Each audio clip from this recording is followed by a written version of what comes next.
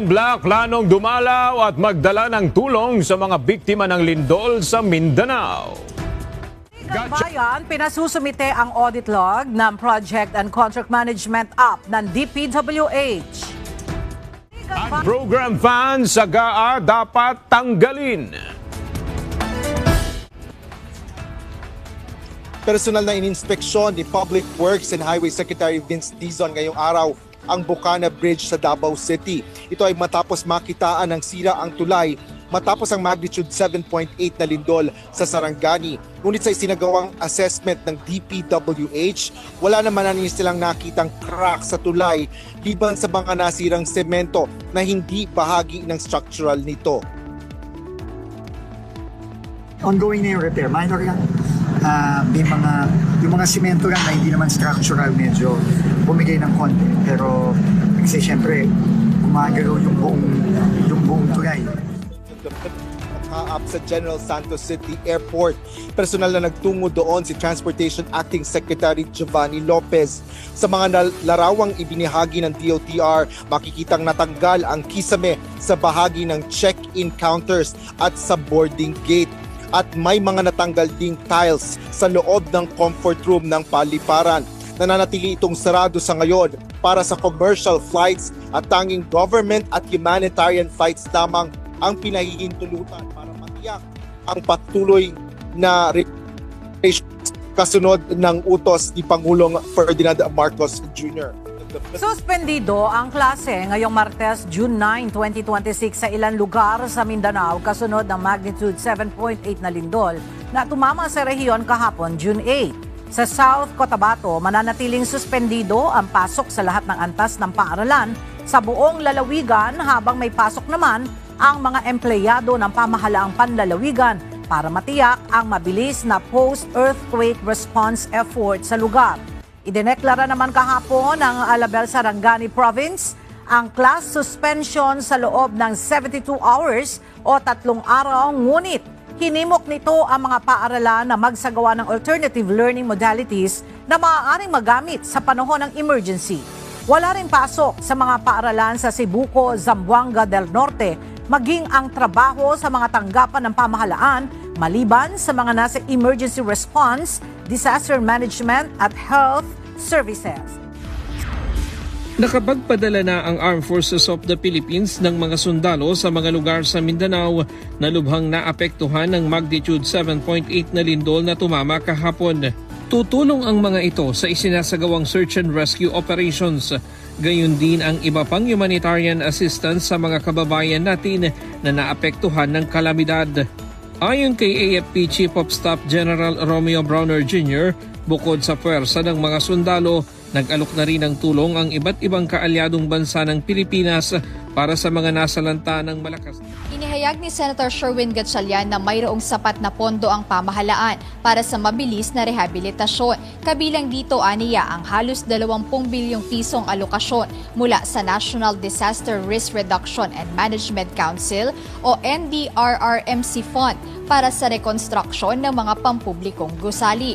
Bukod pa rito, ayon sa Senador, ang halos 50 bilyong piso naman sa ilalim ng Local Government Support Fund na maaaring direktang gamitin ng mga apektadong LGU. Kaugnay nito, kinumpirma ni Senator Gatchalian na nagpaplano na ang mga miyembro ng New Senate Majority na bumisita sa Mindanao ngayong linggo upang personal na suriin ang sitwasyon at mag-abot ng tulong sa mga apektadong individual. Ipinahayag ng mga rank and file employees sa Senado ang kanilang pangamba na maipit sila sa nagpapatuloy na hidwaan sa pagitan ng pamunuan ng Senado at ng kabilang kampo. Sa dialogo na isinagawa ni Senator Alan Peter Cayetano sa sandigan ng mga empleyadong nagkakaisa sa adhikain ng Demokratikong Organisasyon o Senado, tinalakay ang kapakanan ng mga kawani sa gitna ng umiiral na krisis sa liderato ng mataas na kapulungan ng Kongreso.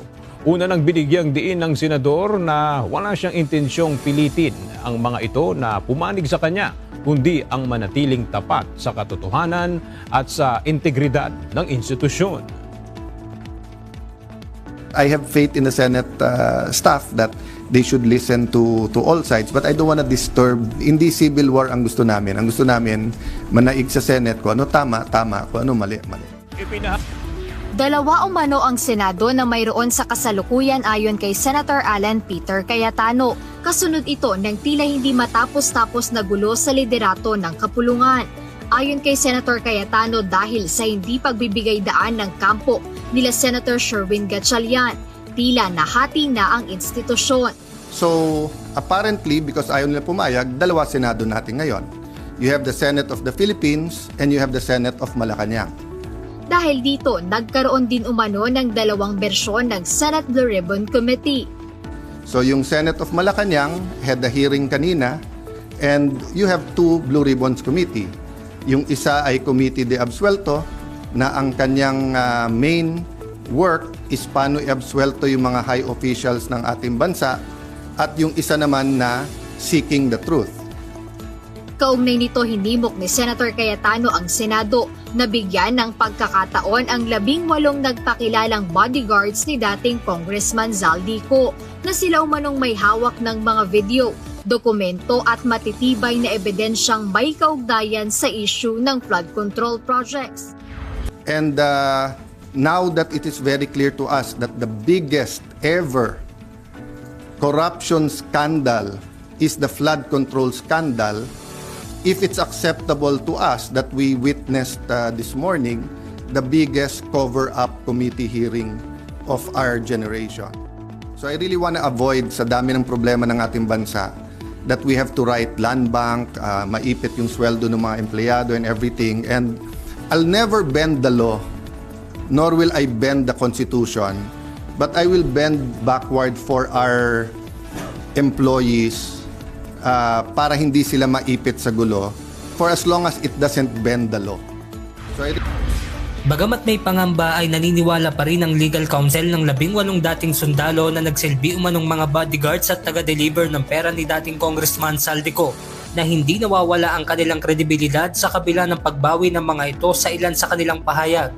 Ayon kay Atty. Levy Baligod, bagamat may mga naunang pagkakamali sa kanilang pahayag, nakahanda naman silang itama ito. We are man enough to admit a mistake and we are brave enough to rectify it. Kasi ang hirap naman kung panindigan mo yung oversight na ganun. Reputation ng isang tao yun eh. So we don't take the reputation of any person lightly. Tugon pa ng abogado na hindi sila papayag na masira ang isang mabuting pangalan dahil sa issue. Well, that is a risk. Of course, may nagsasabi na, tingnan nyo, nagkamali sila, wala nang credibility yan, falsus in uno, falsus in omnibus, mga ganyan ang sasabihin, no? Samantala, sinabi pa ni Atty. Baligod na kung hindi paniniwalaan ng mga senador ang naging pahayag ng 18 bodyguards, ay may inihanda pa silang ibang maaaring tumestigo sa issue. Nagsumite ako ng 14 na pangalan sa Senado, no? Para ipasampina nila, para sa susunod na pagdinig, ay kilapisin nila. Samantala, ito ng mga tauhan ng Philippine National Police Criminal Investigation and Detection Group, si dating Police Lieutenant Colonel Rafael Dumlao sa Quezon City kaninang umaga. Ayon kay DIL Secretary John Vic Remulla, 3 linggong sinurveillance ng mga otoridad si Dumlao bago ito natunton sa lugar. Sa isang bahay sa Barangay Pasong, Tamog, Quezon City, natunton ng mga otoridad si Dumlao. Bandang alas 5 ng umaga nang isilbi ang warrant of arrest sa kanya matapos ang matagal na pagmamanman. Today, June 9, 2026, at around 5 o'clock a.m., operatives of the Philippine National Police successfully arrested Police Lieutenant Colonel Rafael Dumlao. Nagpapatuloy nga ngayon ang pagtalakay ng Korte Suprema sa mga petisyon laban sa unprogrammed funds at special funds sa ilalim ng General Appropriations Act o GAA. Partikular ang ipinasa ng Marcos Administration mula 2024, 2025 at ang kasalukuyang taong 2026. Tinanong ni Associate Justice Amy Lazaro Javier si Professor Winnie Munsod na isa sa resource persons kung dapat na bang alisin ang unprogrammed appropriations o UA sa GAA. Ayon kay Munsod, dapat lang. Paliwanag nito, bagamat hindi pork barrel ang unprogrammed appropriations, pero nagagamit ito bilang pork barrel. Tinukoy ni Munsod ang budget ng Department of Public Works and Highways o DPWH na ito ay yung kabuang budget umano ng DPWH ay pork barrel na nagpapatuloy